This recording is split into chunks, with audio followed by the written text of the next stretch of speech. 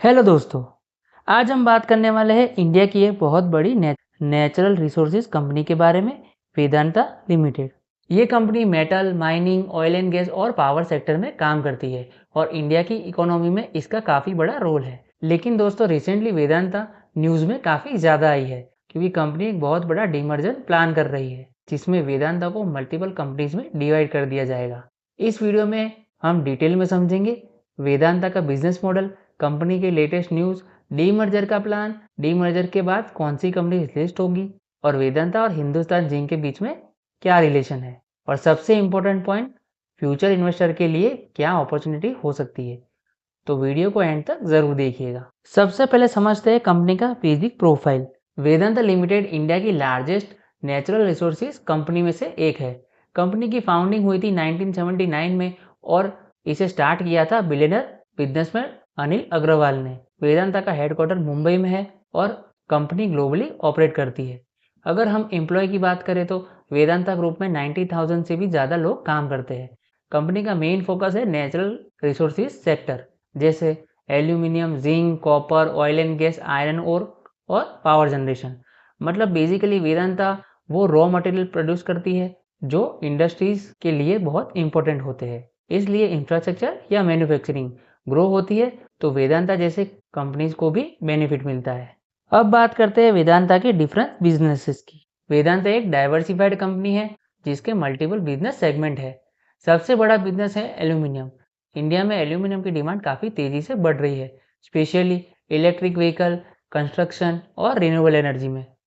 दूसरा important segment है zinc and silver. यहाँ वेदांता का मेजर एसेट है हिंदुस्तान जिंक लिमिटेड। ये कंपनी वर्ल्ड की लार्जेस्ट जिंक प्रोड्यूसर में से एक है। इसके अलावा वेदांता का एक स्ट्रॉन्ग सेगमेंट है ऑयल एंड गैस, जो ऑपरेट होता है Sen oil and gas division के थ्रू। और बाकी बिजनेस है आयरन और माइनिंग, स्टील प्रोडक्शन और पावर जनरेशन। इस डाइवर्सिफाइड सेक्टर की वजह से वेदांता डिफरेंट कमोडिटीज से रेवेन्यू जनरेट करती है। अब बात करते हैं वेदांता कंपनी के लेटेस्ट अपडेट के बारे में। पिछले कुछ सालों में वेदांता हेडलाइन में रही थी, मेनली डेट और रीस्ट्रक्चरिंग प्लान की वजह से।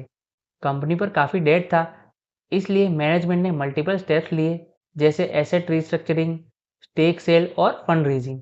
रिसेंटली वेदांता ने अपनी सब्सिडरी हिंदुस्तान जिंक में भी थोड़ा स्टेक सेल किया था ताकि कंपनी अपना डेट रिड्यूस कर सके।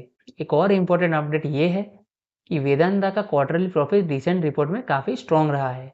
इसका रीज़न है हाई कमोडिटी प्राइसेस और स्ट्रॉन्ग डिमांड। लेकिन न्यूज़ जो मार्केट में डिस्कशन में है वो है वेदांता का डीमर्जर प्लान।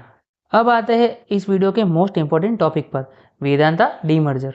कंपनी का प्लान है कि वेदांता को मल्टीपल इंडिपेंडेंट कंपनीज में डिवाइड कर दिया जाए।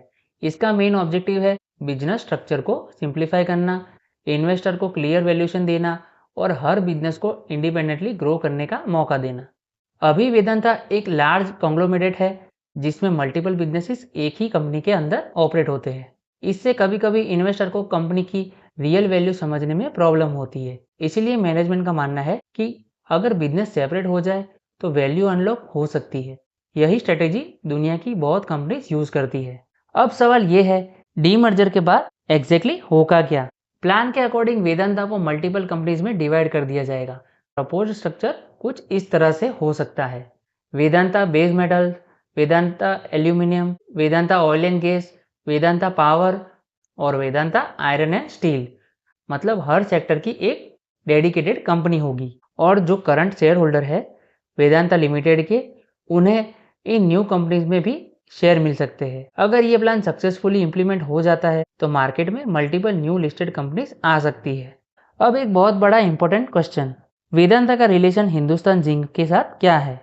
Actually Hindustan zinc Vedanta group की मोस्ट प्रॉफिटेबल सब्सिडरीज में से एक है।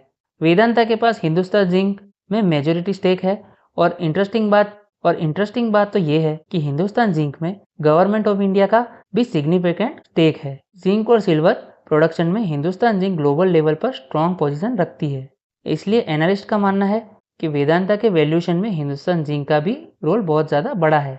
और सबसे बड़ी बात यह है कि हिंदुस्तान जिंक एक गवर्नमेंट ओन कंपनी थी पहले, बट डाइवर्समेंट के बाद वेदांता ने उसमें मेजोरिटी स्टेक खरीद लिया और कंपनी की ओनरशिप ले ली। अब बात करते हैं कंपनी के फ्यूचर आउटलुक की।